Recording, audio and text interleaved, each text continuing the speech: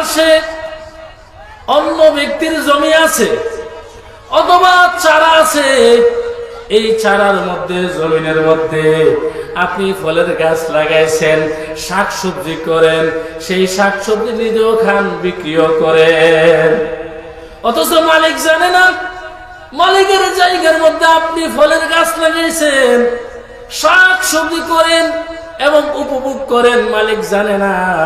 জেনে নাও তোমার শাকসবজি খাওয়া এবং শাকসবজি বিক্রি করা সবগুলোই চুরি। চুরির গুনাহ আমার মধ্যে আসবে। চুরি করতেছেন আপনি, কেন মালিককে বলেননি? চোরের সংজ্ঞা হচ্ছে কারো অনুপস্থিতিতে তার রক্ষিত সম্পদ আত্মসাৎ করা এবং তাকে না বলে সেই সম্পদ ভোগ করা, তাকে চুরি বলা হয়।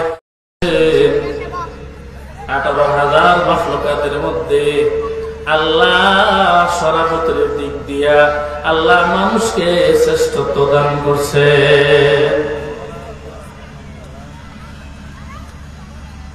আল্লাহ মানুষকে অত্যন্ত শখ করে বানাইছেন। আল্লাহ 4টি বস্তু আল্লাহ নিজ হাতে বানাইছেন, আরশ, কলম এবং আদম জান্নাত এবং আদম আলাইহিস সালাতু ওয়াস সালাম। এই 4টি বস্তুকে আল্লাহ নিজ হাতে বানাইছেন। মানুষকে আল্লাহর কুদরতি হাত দিয়ে বানাইছেন।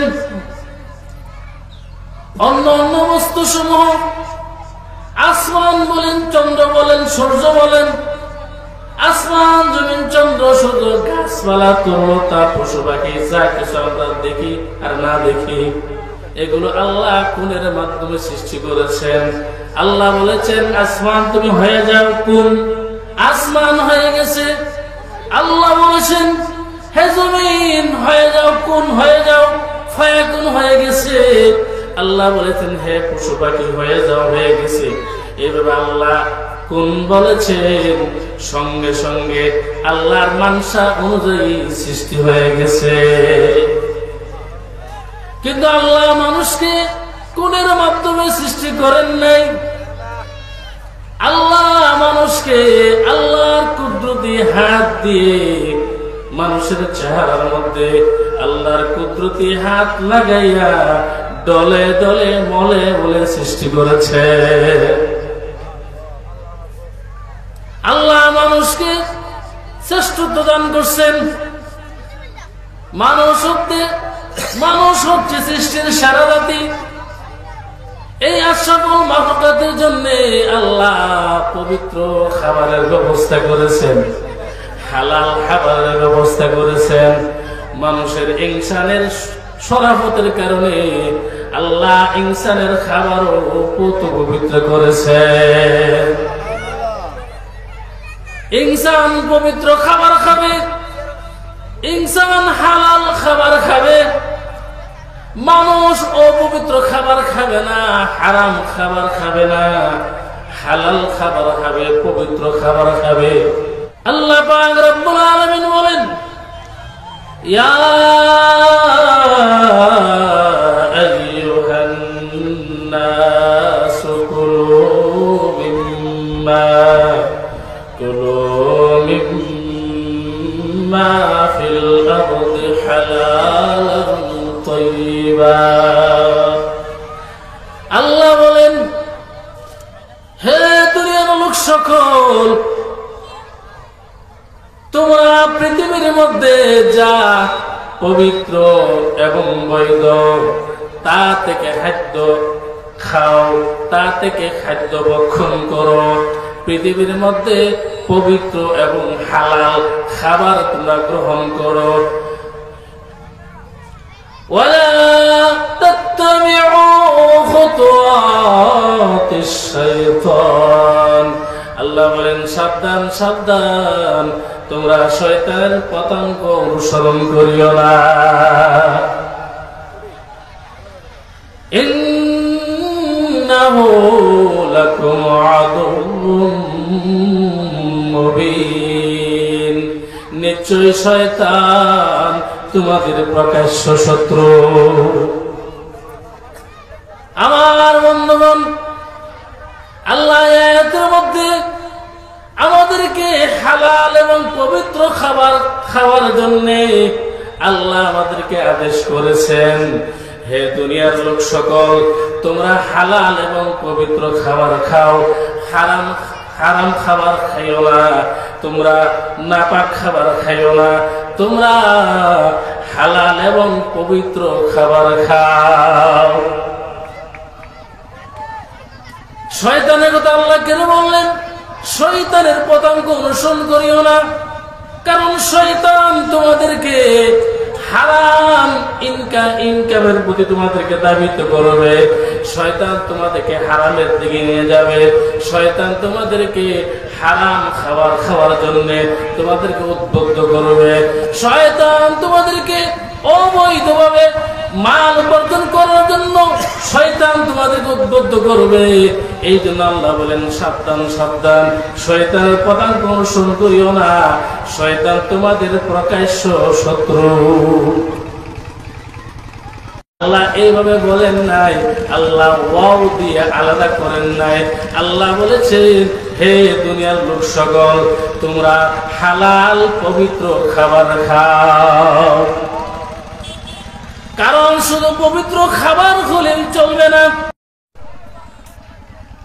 আমার বোনের ভাইয়েরা, চোর চুরি করে গরু নিয়ে আসছে, এবার গরুর গোশত তো হালাল, গরুর গোশত তো পবিত্র, কিন্তু খাওয়া যাবে না, কেননা এই গরু গোশত পবিত্র হইলেও হালাল নয়, চুরির মাল। চুরি করে নিয়ে আসছে, যদিও গরুর গোশত হালাল মানে পবিত্র, কিন্তু অবৈধ হওয়ার কারণে, হালাল না হওয়ার কারণে এই গোশত তার জন্য হালাল হবে না, যদিও পবিত্র। আমার বোনের ভাইয়েরা, চুরির মাল হালাল না হারাম? বলেন, চুরি করা মাল হালাল না হারাম? হারাম। এবার আসুন, চুরি কাকে বলে? চুরির সঙ্গে আমরা জেনে নেই, চুরি কাকে বলে। চুরি বলা হয় কাহার অনুপস্থিতিতে তার রক্ষিত সম্পদ আত্মসাৎ করা এবং তাকে না বলে সম্পদ ভোগ করা, এটাকে বলা হয় চুরি করা। আবার বলি, কাহারও অনুপস্থিতিতে তার রক্ষিত সম্পদ আত্মসাৎ করা অথবা তাকে না বলে তার সম্পদ ভোগ করা, এটাকে চুরি বলা হয়। হে মুসলমান, ভালো করে শুনো, তোমার বাড়ির পাশে অন্য ব্যক্তির জমি আছে অথবা চারা আছে, এই চারার মধ্যে, জমিনের মধ্যে আপনি ফলের গাছ লাগাইছেন, শাকসবজি করেন, সেই শাকসবজি নিজেও খান, বিক্রিও করেন, অথচ মালিক জানে না। মালিকের জায়গার মধ্যে আপনি ফলের গাছ লাগাইছেন, শাকসবজি করেন এবং উপভোগ করেন, মালিক জানে না। জেনে নাও, জেনে নাও, তোমার শাকসবজি খাওয়া এবং শাকসবজি বিক্রি করা সবগুলোই চুরি। চুরির গুনাহ আমার মধ্যে আসবে। চুরি করতেছেন আপনি, কেন মালিককে বলেননি? চোরের সংজ্ঞা হচ্ছে কার অনুপস্থিতিতে তার রক্ষিত সম্পদ আত্মসাৎ করা এবং তাকে না বলে সেই সম্পদ ভোগ করা, তাকে চুরি বলা হয়। যে ব্যক্তি যদি 1 টাকার 4 ভাগের 1 ভাগ 1/4 চুরি করে, তাহলে শরীয়ত তার শাস্তির ব্যবস্থা করেছেন, তার হাত কেটে দাও। যারা চুরি করবে, চোরের হাত কেটে দাও, নারী হোক আর পুরুষ হোক। আল্লাহ কোরআনে বলেন, ওয়াসারিকু ওয়াসারিকাতু ফাকতাউ আইদিয়াহুমা, যে চোর নারী হোক আর পুরুষ হোক, যখন চোর ধরা পড়ছে, যারা কিছু সে চুরি করছে, তার হাত কেটে দাও। এখন কি পরিমাণ চুরি করলে তার হাত কাটবে, সেই পরিমাণ আল্লাহ নবী বলে দিয়েছেন। আল্লাহ নবী বলেন, দিরহামু ইয়াদুস সারিক সারকি ফি রুবঈ দিনার।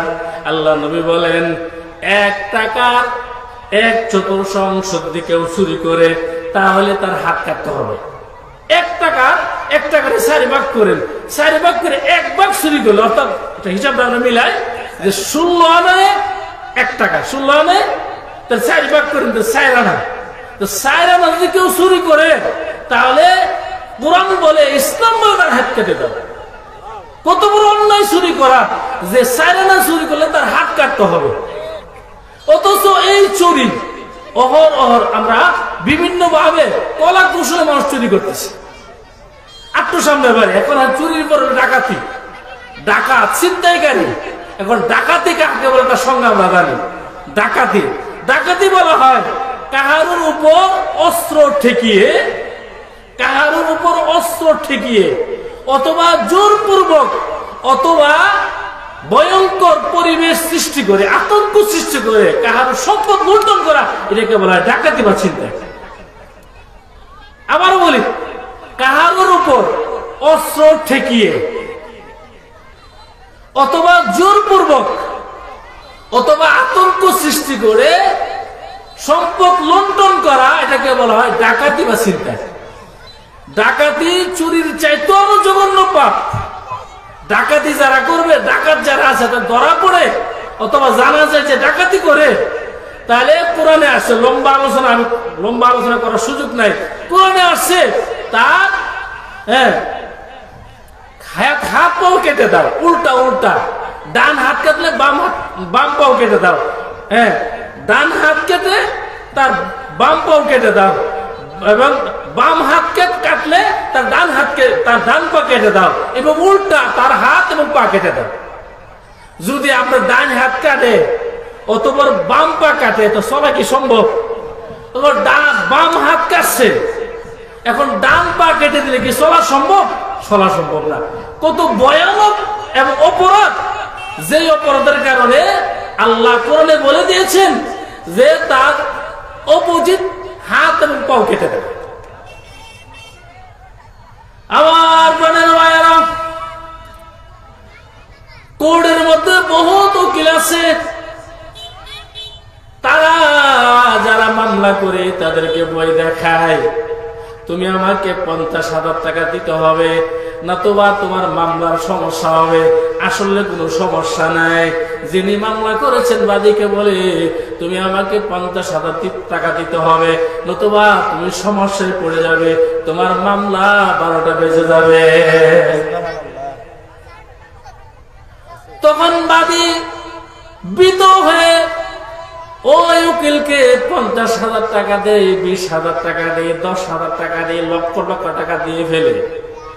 যে সমস্ত উকিলরা এই পরিবেশ তৈরি করে, আতঙ্কের পরিবেশ তৈরি করে, যারা মানুষ থেকে টাকা নেই, তারাও ডাকাত। এরা কি ডাকাত? শিক্ষিত ডাকাত বলেন, শিক্ষিত ডাকাত। তারা মূর্খ ডাকাত না, শিক্ষিত ডাকাত, শিক্ষিত শয়তান। বাদীকে বিভিন্ন ভাবে ভয়ভীতি দেখাইয়া আতঙ্কের পরিবেশ সৃষ্টি কইরা বাদীর থেকে টাকা নিয়ে নেয়। তারাও ডাকাত, তারা হলো শিক্ষিত ডাকাত। কাজে কোরআনের বিচার হচ্ছে ওই সমস্ত ডাকাত গুলোর হাত পাও কেটে দাও। যদি ডান হাত কাটা হয় তাহলে বাম পা কেটে দাও, ডান হাত এবং বাম পা কেটে দাও, বাম হাত এবং ডান পা কেটে দাও। কোরআনে কত ভয়ঙ্কর শাস্তির ব্যবস্থা করেছেন। কেমন অপরাধ করলে এই ধরনের শাস্তি হতে পারে? আল্লাহ বলেন, হে দুনিয়ার লোক সকল, তোমরা বৈধ এবং পবিত্র খাবার খাও। তোমরা বৈধ পবিত্র খাবার খাও, অপবিত্র খাবার খাইও না। তোমরা হালাল এবং পবিত্র খাদ্য গ্রহণ করো। যারা সুদের লেনদেন করে, সুদের টাকা কি হালাল না হারাম? বলেন, সুদের টাকা হালাল না হারাম? হারাম। যারা সুদের লেনদেন করে, সুদি ব্যবসা করে, এই টাকা হারাম, হালাল নয়। যারা সুদের লেনদেন করে, সুদি কারবার করে, তাদের ইনকাম হারাম হালাল নয়, তাদের সম্পর্কে আল্লাহ কত ভয়ঙ্কর বাণী শুনাইছেন। তাদের সম্পর্কে আল্লাহ সতর্কবাণী দিয়েছে। আমার বোনের মায়েরা, আল্লাহ কোরআনে বলেন, যারা সুদের লেনদেন করে, যারা সুদ খায়, এদের সঙ্গে আমি এবং আমার রাসূল যুদ্ধের ঘোষণা দিলাম। তাদের সঙ্গে আমি যুদ্ধ করব। আমার বন্ধুগণ, আল্লাহ যুদ্ধ করতে হবে না।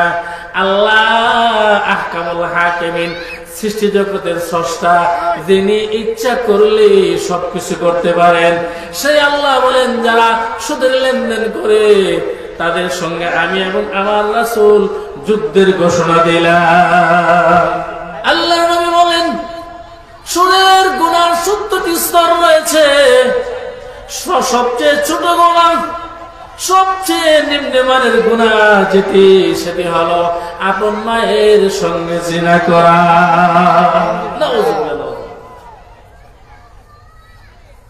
কেউ যদি 1 টাকা সুদ খায়, তার অপরাধ হবে, তার গুনাহ হবে 36 বার।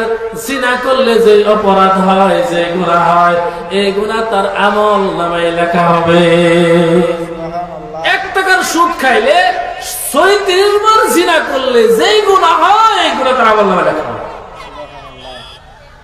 আমার বন্ধুগণ, আল্লাহ বলেন, হে দুনিয়ার মানুষ, তোমরা হালাল এবং পবিত্র খাবার খাও, শয়তানের পদাঙ্ক অনুসরণ করিও না, কেননা শয়তান তোমাদের প্রকাশ্য শত্রু।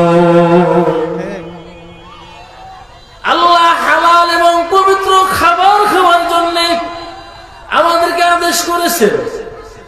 যারা পবিত্র খাবার খাবে, যারা হালাল খাবার খাবে, হালাল খাবার খাইলে, পবিত্র খাবার খাইলে কি কি উপকার হয়? কারণ আল্লাহ ইসলামের মধ্যে যত বিধিবিধান চূড়ান্ত করে দিয়েছেন, প্রত্যেকটি বিধান মানার মধ্যেই আমাদের সফলতা। ইসলামের মধ্যে আল্লাহ যত বিধিবিধান আমাদের জন্য দিয়েছেন, সেগুলো মানার মধ্যেই সফলতা, মানার মধ্যেই কামিয়াবি, মানার মধ্যেই ফায়দা। কাজে হালাল খাবার খাইলে, আল্লাহ যে হালাল খাবার খাওয়ার জন্য, পবিত্র খাবার খাওয়ার জন্য আল্লাহ আদেশ করেছেন, পবিত্র খাবার খাইলে কি লাভ হবে? হারাম খাবারের মাধ্যমে ইবাদত করলে সেই ইবাদত আল্লাহর দরবারে গ্রহণযোগ্য হবে না, আল্লাহ কবুল করবেন না। ইবাদত কবুল হওয়ার জন্য শর্ত হচ্ছে হালাল রিজিক, হালাল খাবার। হালাল খাবার খাইলে, পবিত্র খাবার খাইলে অনেক উপকার হয়। তোর মধ্যে 1 নাম্বার হচ্ছে, পবিত্র খাবার খাইলে অন্তরের মধ্যে নূর সৃষ্টি হয়, অন্তরে নূর পয়দা হয়।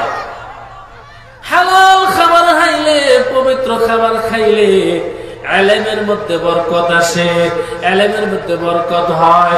পবিত্র খাবার খাইলে ইবাদত করার তৌফিক হয়, পবিত্র খাবার খাইলে সৎ সাহস সৃষ্টি হয়। হালাল এবং পবিত্র খাবার খাইলে স্বতঃস্ফূর্তভাবে ইবাদত করার তৌফিক হয়, বেশি বেশি ইবাদত করা যায়, ইবাদতের স্বাদ পাওয়া যায়, ইবাদতের মজা পাওয়া যায়। হালাল খাবার খাইলে ইবাদত করতে মন আগ্রহ সৃষ্টি হয়, মন চায়। বা হালাল এবং পবিত্র খাবার খাইলে ইলমে বরকত হয়, সৎ সাহস সৃষ্টি হয়, অন্তরের মধ্যে নূর পয়দা হয়। আমার বোনের ভাইয়েরা, দারুল উলুম দেওবন্দ মাদ্রাসা, দারুল উলুম দেওবন্দ এলাকার, দেওবন্দ নাম শুনছেন তো, দেওবন্দ মাদ্রাসা, দারুল উলুম দেওবন্দ মাদ্রাসার ওই এলাকার এক লোক ছিল, যার নাম ছিল শাহজি আব্দুল্লাহ। ওই শাহজি আব্দুল্লাহ একজন সৎ মানুষ ছিলেন, ভালো মানুষ ছিলেন। তিনি হালাল খাবার খাইতেন, হারাম খাবার খাইতেন না, অবৈধ ইনকাম করতেন না। ওই শাহজি আব্দুল্লাহ তিনি একজন দিনমজুর ছিলেন। তিনি কাঁচা ঘাস কেটে সেই গাছ বাজারে বিক্রি করতেন। বাজারে বিক্রি করে তিনি সেই গাছ 6 আনা বিক্রি করতেন। আর ওনার গাছ নেওয়ার জন্য কাস্টমারের ভিড় জমতো। কাস্টমার আসতো তার গাছ ক্রয় করার জন্য। কেননা ওই শাহজি আব্দুল্লাহর গাছ গরুকে খাওয়াইলে গরু বেশি দুধ দিত।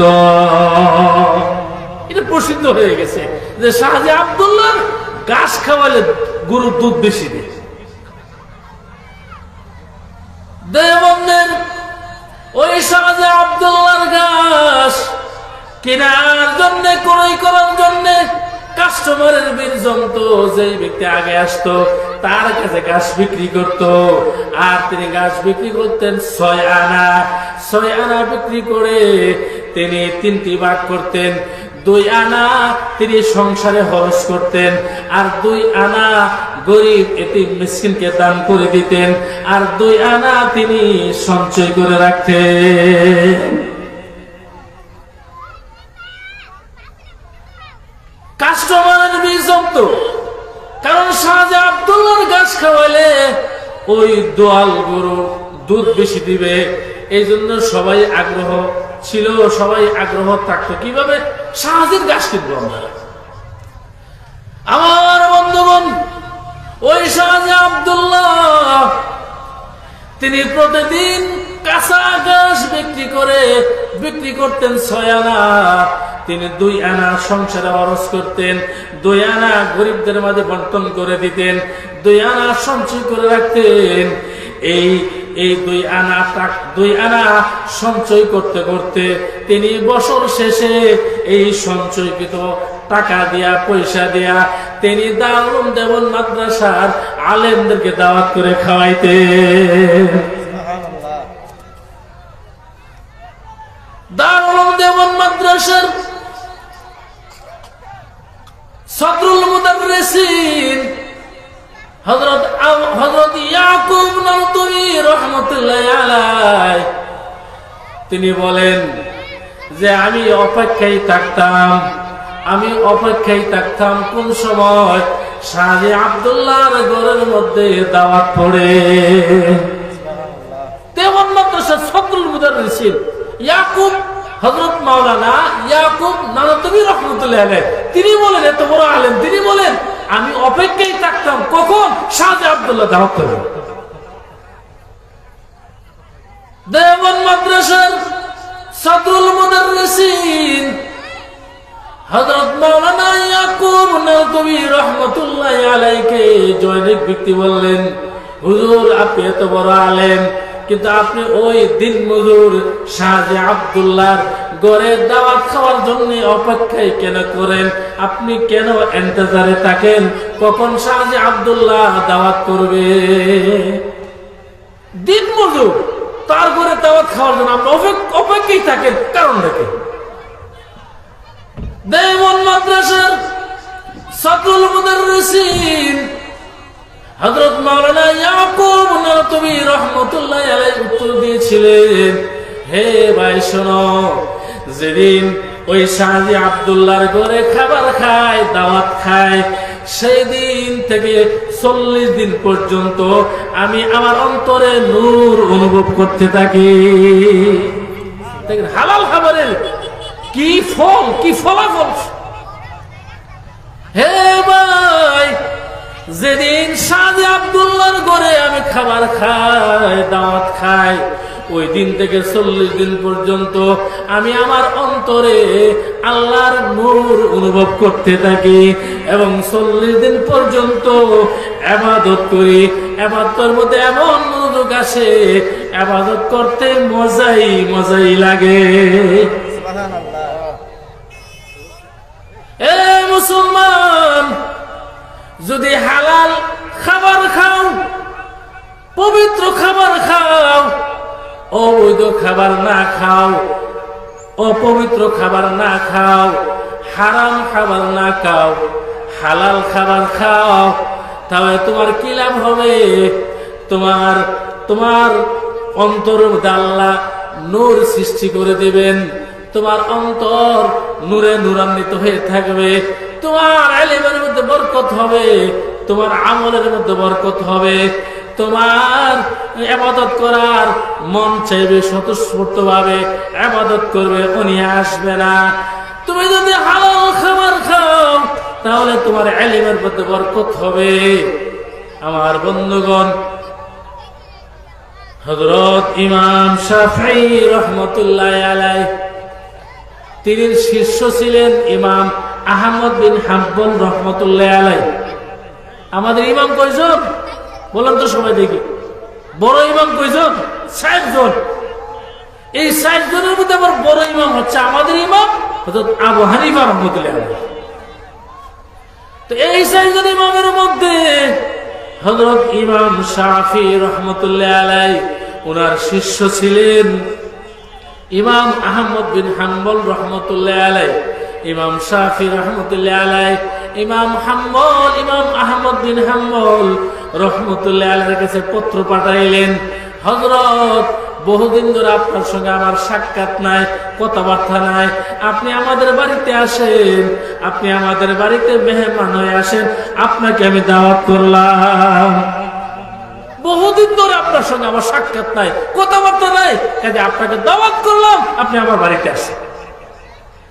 ইমাম আহমদ বিন হাম্বল রাহমাতুল্লাহি আলাইহি ইমাম শাফিঈ রাহমাতুল্লাহি আলাইহি দাওয়াত গ্রহণ করছেন। সুবহানাল্লাহ, দাওয়াত গ্রহণ করছেন। বললেন, হযরত আমি অমুক তারিখে আপনার বাড়িতে আসব।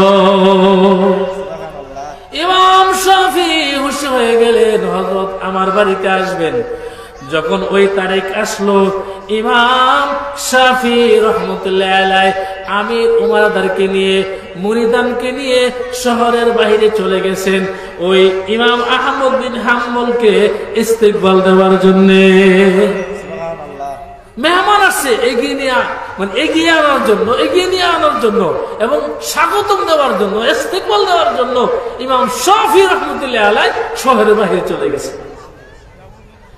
ইমাম আহমদ বিন হাম্বল রাহমাতুল্লাহি আলাইহি যথা সময়ে চলে আসছেন। ইমাম শাফিঈ রাহমাতুল্লাহি আলাইহি মেহমানকে ইস্তেকবাল দিয়ে বাসায় নিয়ে আসছেন। যখন রাত্র হলো, এশারের নামাজের সময় যখন হলো, এশার নামাজ পড়ার পরে ইমাম শাফিঈ রাহমাতুল্লাহি আলাইহি খাবার নিয়ে ওই মেহমান খানায় প্রবেশ করলেন এবং ইমাম আহমদ বিন হাম্বলের সামনে খাবার রেখে বললেন, হযরত আপনি খাবার খেয়ে নেন। মেহমানের সামনে খাবার দিছেন। ইমাম আহমদ বিন হাম্বল রাহমাতুল্লাহি আলাইহি উদর পূর্ণ করে খাবার খাইলেন।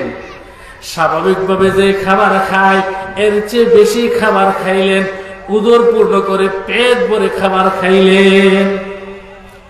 খাবার শেষ হওয়ার পরে ইমাম শাফিঈ রাহমাতুল্লাহি আলাইহি খাবারের প্লেট, খাবারের পাত্র উনি ঘরে নিয়ে আসছেন, মেহমান হাত থেকে ঘরে নিয়ে আসছেন। কিন্তু দেখা গেল যে পরিমাণ খাবার দিয়েছেন এই পরিমাণ খাবার উনি খেয়ে নিয়েছেন, খেয়ে ফেলেছেন। মানে যে পরিমাণ খাবার একজনে খায় এর চেয়ে বেশি খাইছে, স্বাভাবিক চেয়ে বেশি খেয়ে নিয়েছেন। ইমাম শাফিঈ রাহমাতুল্লাহি আলাইহির সন্তানেরা যেমন ইমাম, সন্তানেরা তারা দেখলো যে পরিমাণ খাবার মেহমানকে দিয়েছিলাম প্রায় অনেক খাবার উনি খেয়ে ফেলছেন। উনি তো পেট ভরে খাবার খাইছেন, অথচ যারা আল্লাহর ওলি তারা এইভাবে খানা খায় না, তারা অল্প খানা খায়, তারা উদর পূর্ণ করে খাবার খায় না। উনি কেমন আল্লাহর ওলি, কেমন ইমাম, উনি তো পেট ভরে উদর পূর্ণ করে উনি খাবার খেয়েছেন। ইমাম শাফি রাহমাতুল্লাহ আলাইহির সন্তানেরা পিতাকে বললেন, বাবা উনি কেমন ইমাম, কেমন বড় ইমাম, উনি উদর পড়ো করে খাবার খেয়েছেন। আল্লাহর ওলি যারা তারা পেট ভরে খাবার খায় না, উনি কেমন আল্লাহর ওলি হয়েছেন। অতঃপর ইমাম শাফি রাহমাতুল্লাহ আলাইহির সন্তানদেরকে বললেন, এই আমার সন্তানেরা শোনো, তোমরা ওই মেহমানের কক্ষের সামনে, রুমের সামনে পানি রেখে আসো। মেহমান যেন শেষ রাত্রে উঠে উজু করে তাহাজ্জুদ নামাজ পড়তে পারে, কাজে তোমরা বালতি দিয়ে লোটা দিয়ে পানির ব্যবস্থা করে রেখে আসো। দরজার সামনে পানি রাখো, কারণ মেহমান তো শেষ রাতে তাহাজ্জুদ নামাজ পড়বে, পানি পাবে কোথায়? সন্তানেরা বালতি ভরে লোটা ভরে পানি নিয়ে আসেন এবং ওই রুমের সামনে রেখে দিলেন। মেম্বার সকালে মেম্বার শেষ রাতে উযু করে তাহাজ্জুদ নামাজ পড়বেন। যখন রাত প্রভাত হলো তখন ফজরের আযান দিল, ফজরের আযান হয়ে গেল। দেখা যাচ্ছে ওই বালতির পানি জায়গাতেই আছে, লোটার পানি জায়গাতে আছে, পানি খরচ করে নাই। বালতির পানি বালতিতে পড়ে রয়েছে, লোটার পানি লোটাতেই পড়ে রয়েছে। তাহলে কি উনি কি উযু করছেন? তো উযু ছাড়া তো নামাজ হবে না, তাহাজ্জুদ নামাজও পড়ছেন না। এবার ইমাম শাফি রাহমাতুল্লাহ আলাইহির মনের মধ্যে প্রশ্ন ঘুরপাক করছে। তেমনি শ্রেষ্ঠ ইমাম, জমানার শ্রেষ্ঠ ইমাম ইমাম আহমদ বিন হাম্বল রাহমাতুল্লাহ আলাইহি, উনি আমার শীর্ষ, উনি আমার শিষ্য হইয়া উনি পেট ভরে খাবার খাইলেন, আবার রাতভর নাক টেনে ঘুমাইলেন। উনি তো তাহাজ্জুদ নামাজে পড়লেন না, উনি কেমন, কিভাবে তিনি এত বড় ইমাম হয়েছে? নামাজও পড়লেন না, তাহাজ্জুদ নামাজও পড়লেন না, পেট ভরে খাইলেন আর রাতভর ঘুমাইলেন, উনি কিভাবে ইমাম হয়, কিভাবে আল্লাহর ওলি হয়? ইমাম শাফি রাহমাতুল্লাহ আলাইহির সন্তানেরা বাবাকে বলতেছেন, বাবা উনি কেমন আল্লাহর ওলি, কেমন ইমাম তিনি পেট ভরে খাবার খাইছেন, আবার সারা রাত ঘুমাইছেন, উনি উযু করেন নাই, উযু না করলে তিনি ইবাদত করেন নাই, উনি কেমন ইমাম এবং কেমন আল্লাহর ওলি হয়েছে? আমার বন্ধুগণ, ফজরের নামাজ পড়ার পরে ইমাম শাফিঈ রাহমাতুল্লাহ আলাইহি উনার শিষ্য ইমাম আহমদ বিন হাম্বল রাহমাতুল্লাহ আলাইহি উনাকে প্রশ্ন করলেন, হযরত আপনার এই অবস্থা কখন থেকে? হযরত আপনার এই হালাত কখন থেকে? উনি একজন ইমাম, ইমাম আবু হানিফা, ইমাম শাফিঈর শিষ্য, উনি কি কম বুঝেন? উনি বুঝে ফেলছেন। ইমাম আহমদ বিন হাম্বল রাহমাতুল্লাহ আলাইহি তিনি বুঝে ফেলেছেন কেন ইমাম শাফি এই কথা বললেন, এই ইমাম আপনার এই অবস্থা কখন থেকে? তখন ইমাম আহমদ বিন হাম্বল রাহমাতুল্লাহ আলাইহি বলতে বাধ্য হয়েছেন। তিনি বললেন, হে ইমাম শাফি, শুনো শুনো শুনো, আপনি যখন আমার রুমে, আমার কক্ষে আপনি যখন খাবার রেখে চলে গেছেন, তখন আমি দেখতে পেলাম এই হালাল খাবার থেকে, এই পবিত্র খাবার থেকে নূর ঝলমল করতেছে, নূর উজ্জ্বল, সারা রুম আলোকিত হয়ে গেছে। হে ইমাম শাফি, আপনি যখন খাবার রেখে গেছেন, আমি দেখতে পাচ্ছি এই খাবার থেকে নূর চমকাইতেছে, এই খাবারের নূর গোটা রুমটি আলোকিত হয়ে গেছে। শুধু তাই নয়, আমি দেখলাম এই খাবারের উপর আল্লাহর পক্ষ থেকে বৃষ্টির নেই বরকত বর্ষণ হচ্ছে, বৃষ্টির মতো বরকত এই খাবারের মধ্যে বর্ষণ হচ্ছে। আমি এই রহমতি বরকতি খাবার পাইয়া, এই নুরানি খাবার পাইয়া, এই হালাল পবিত্র খাবার পাইয়া আমি পেট ভরে খেয়েছি, পেট ভরে আমি খেয়েছি। এই নুরানি খাবার খাইয়া হালাল খাবার খাইয়া বরকতি খাবার পাইয়া আমি পেট ভরে খাইছি। সুবহানাল্লাহ।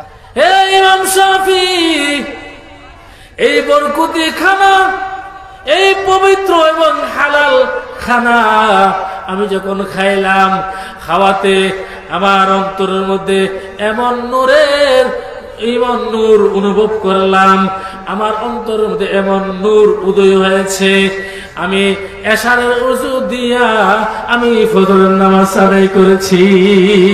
সুবহানাল্লাহ।